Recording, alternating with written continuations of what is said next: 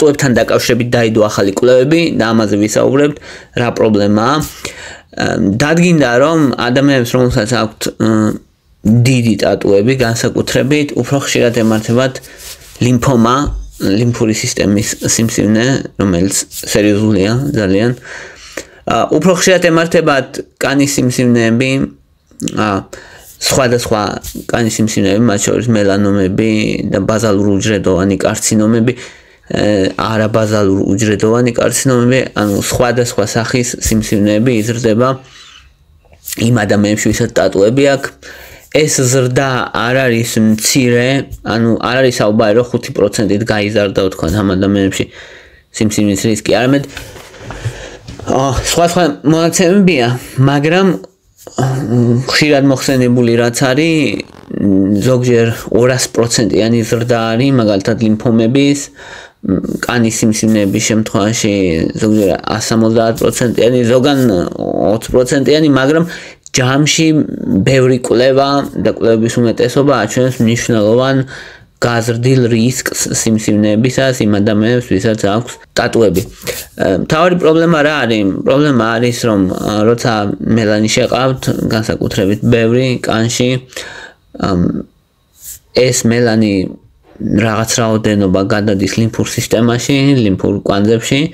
ლიმფურ კვანძებში იწვევს ქრონიკულ ანთებას, ქრონიკული ანთება იწვევს უჯრედების გადაგვარებას და მერე მაგისგან ვითარდება სიმსივნე. მეორეს მხრივ ერთი მნიშვნელოვანი პრობლემა არის იმ ადგილებში, როცა იკეთებენ ტატუებს, სადაც მზე ხდება ხშირად, მზე ისედაც იწვევს უჯრედების დაზიანებას, დნმ-ის დაზიანებას და სიმსივნის რისკის ზრდას და ამ რისკს აძლიერებს მოკლედ ეს მელანის შეყვანა. განსაკუთრებით შავი და წითელი მელანია ცნობილია ამით.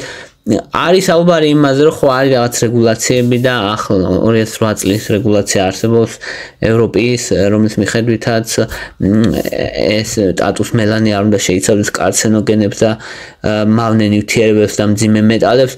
ეგ არის რა თქმა უნდა, მაგრამ ეგ არ არის საკმარისი. არ არის საკმარისი იმიტომ, რომ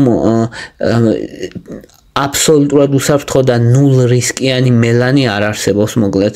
როგორი რეგულაციანი მელანითაც არ უნდა გაიგებს ადამიანმა ტატუ, მაინც მომატებულია რისკი. განსაკუთრებით არ შეიძლება, სასურველი არ არის, სადაც მზესთან ხშირად ხდება.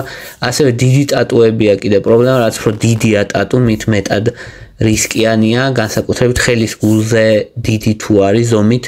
იმ ადგილებზე, აი თუ კანის დაზიანება აქვს ადამიანს, ან ხალი აქვს, ან აი დაბადების ნიშანს რო ეძახიან ესეთი, არ შეიძლება მაგ ადგილებში ტატუს გაკეთება, მით უმეტეს არ შეიძლება არანაირი კანის დაზიანების გადაფარვა ტატუთი, რადგან ბევრ შემთხვევაში პრობლემაა, იმიტომ რომ თუ მაგალითად რამე დაზიანება მოხდება სიმსივნე განვითარდება, ან ხალი გადაგვარდება და ზრდას დაიწყებს, ამას ვერ ამჩნევს ადამიანი ტატუს გამო და დაგვიანებულია მერე ძალიან დიდი პრობლემა. ამიტომ პირადად მე არ ურჩევდი ადამიანს მაგალითად ტატუს გაკეთებას, თუ ძალიან უნდა და რაღაც შეიძლება, მაგრამ ის რისკი ჩემი აზრით არ ღირს, რაც ტატუს მოაქვს იმ სარგებლად, რაც ასევე ტატუს მოაქვს თუ მოაქვს საერთო სარგებელი. ხო, რამე კონკრეტული მექანიზმი არ გვაქვს, რომ ავიცილოთ თავიდან, გარდა იმისა, რომ ტატუ არ გაიკეთოს უბრალოდ ადამიანმა. რა თქმა უნდა, ის საღებავი, რომელთაც გაიკეთებს ტატუს, რეგულირებული უნდა იყოს, ეგ მნიშვნელოვანია. და რაც უფრო მზისგან დაფარულ ადგილებში გაიკეთებს ტატუს, მით მეტად ჯობია და რაც უფრო პატარა იქნება, მით მეტად ჯობია. ეს არის რაც ამ ეტაპზე რაც ვიცით მოკლედ. აი ეს იყო რის თქმაც მინდოდა.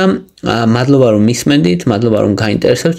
თუ მოგწონთ ჩემი ვიდეოები, დალაიქეთ, თუ მოგწონთ ჩემი არხი, გამოწერეთ, ეს იქნება მხარდაჭერის გამოხატულება თქვენი მხრიდან. მადლობა თქვენი ინტერესისთვის.